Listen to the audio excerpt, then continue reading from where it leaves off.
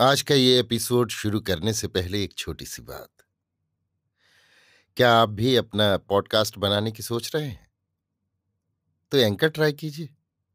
ये पॉडकास्ट बनाने का सबसे आसान तरीका है। नंबर 1, ये फ्री है। नंबर 2, इसमें कई सारे ऐसे टूल्स हैं जो आपको अपने फोन और कंप्यूटर पर रिकॉर्ड और एडिट करने की फैसिलिटी देते हैं। नंबर 3, आप अपने पॉडकास्ट को डिस्ट्रीब्यूट भी कर सकते हैं, जिससे इसे स्पॉटिफाई और दूसरे प्लेटफॉर्म पर सुना जा सके। तो डाउनलोड कीजिए फ्री एंकर ऐप या विजिट कीजिए anchor.fm पर अपना पॉडकास्ट स्टार्ट करने के लिए।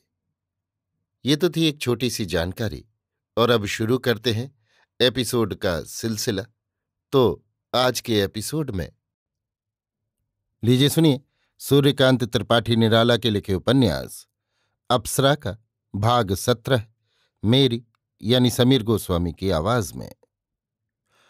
कुछ दिन चढ़ाने पर राजकुमार की आंखों ने एक बार चिंता के जाल के भीतर से बाहर प्रकाश के प्रति देखा। चंदन की याद आई, उठकर बैठ गया। बहूजी झरोखे के पास एक बाजू पकड़े हुए बाहर की सड़क की तरफ देख रही थी। कोलाहल, कौतुकपूर्ण हास्य तथा वार्तालाप के अशिष्ट शब्द सुन पड़ते थे। राजकुमार ने उठकर देखा, बगल में चंदन सो रहा था। एक पलंग और बिछा था, कोई चद्दर से सिर से पैर तक ढके हुए सो रहा था। चंदन को देखकर चिंता की तमाम गांठें आनंद के मरोड़ से खुल गईं। जगाकर उससे अनेक बातें पूछने के लिए इच्छाओं के रंगीन उत्स रोए रोए से फूट पड़ी।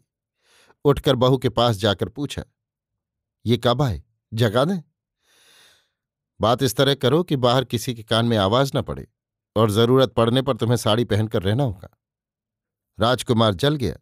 क्यों? बड़ी नाजुक हालत है, फिर तुम्हें सब मालूम हो जाएगा।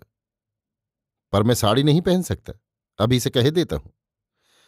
अर्जुन तो साल भर विराट के यहां साड़ी पहनकर नाचते रहे, तुमको क्या हो गया? वो उस वक्त नपुंसक थे, और इस वक्त तुम उससे पीछे छुड़ाकर नहीं भगे। राजकुमार लज्जित प्रसन्नता से प्रसंग टाल गया। पूछा, ये कौन है जो पलंग पर पड़े हैं? मुंह खोलकर देखो, नाम ही से पता चल जाएगा। हमें नाम से काम ज्यादा पसंद है। अगर कोई अनजान आदमी हो तो जान पहचान हो जाएगी। सो रहे हैं, नाराज होंगे, कुछ बकझक लेंगे, पर जहां तक अनुमान है जीत नहीं सकते। कोई रिश्तेदार हैं शायद, तभी तो इतनी दूर तक पहुंचे हैं। राजकुमार पलंग के पास गया। चादर रेशमी और मोटी थी, मुंह देख नहीं पड़ता था। धीरे से उठाने लगा। तारा खड़ी हंस रही थी। खोलकर देखा, विस्मय से फिर चादर उड़ाने लगा। कनक की आंख खुल गई। चादर उड़ाते हुए राजकुमार को देखा। उठकर बैठ गई। देखा, सामने तारा हंस रही थी। लज्जा से उठकर खड़ी हो गई, फिर तारा के पास चली गई। मुख उसी तरह खुला रखा। वार्तालाप तथा हंसी मजाक की ध्वनि से चंदन की नींद उखड़ गई। उठकर देखा तो सब लोग उठे हुए थे। राजकुमार ने बड़े उत्साह से बाहों में भरकर उसे उठाकर खड़ा कर दिया।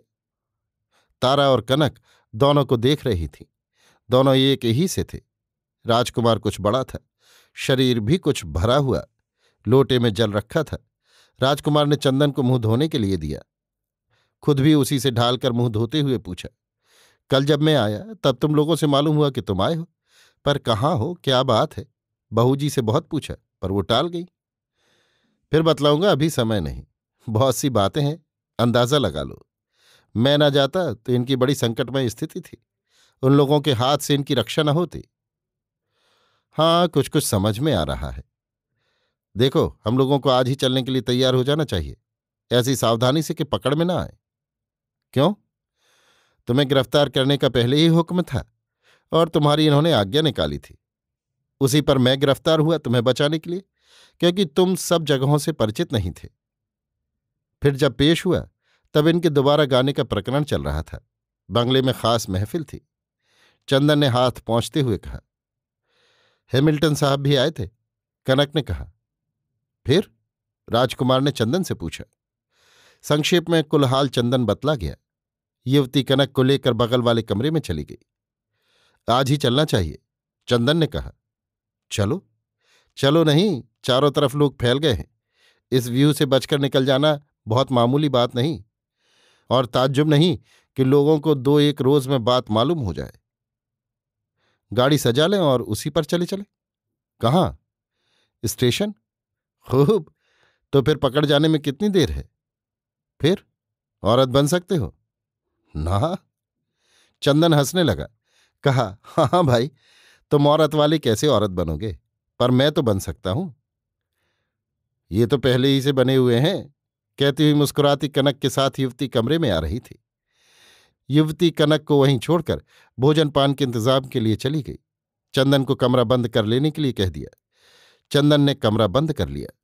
कनक निष्कृति के मार्ग पर आकर देख रही थी। उसके मानसिक भावों में युवती के संग मात्र से तीव्र परिवर्तन हो रहा था।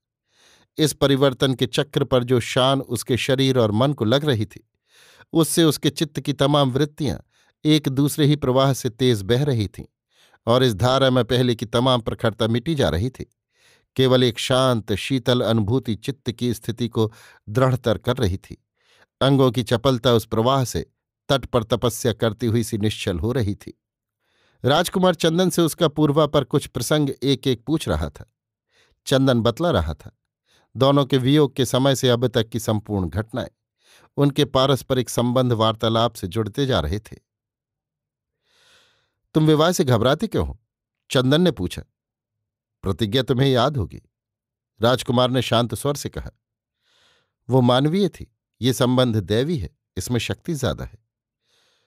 जीवन का अर्थ समर है, पर जब तक वो कायदे से सतर्क और सरस अविराम होता रहे। विक्षिप्त का जीवन जीवन नहीं, न उसका समर समर। मैं अभी विक्षिप्त नहीं हुआ। चोट खा वर्तमान स्थिति को कनक भूल गई। अत्रस्त दृष्टि अकुंठित कंठ से कह दिया, मैंने विवाह के लिए कब किससे प्रार्थना की? चंदन देखने लगा। ऐसी आंखें उसने कभी नहीं देखी। इनमें कितना तेज। कनक ने फिर कहा, राजकुमार जी, आपने स्वयं जो प्रतिज्ञा की है, शायद ईश्वर के सामने की है, और मेरे लिए जो शब्द आपके हैं, आप ईडन गार्डन की बातें नहीं भूले होंगे। वे शायद वीरांगना के प्रति है। चंदन एक बार कनक की आंखें और एक बार नत राजकुमार को देख रहा था। दोनों के चित्र सत्य का फैसला कर रहे थे। अभी आप सुन रहे थे सूर्यकांत त्रिपाठी निराला के लिखे उपन्यास अप्सरा का भाग 17, मेरी यानी समीर गोस्वामी की आवाज में।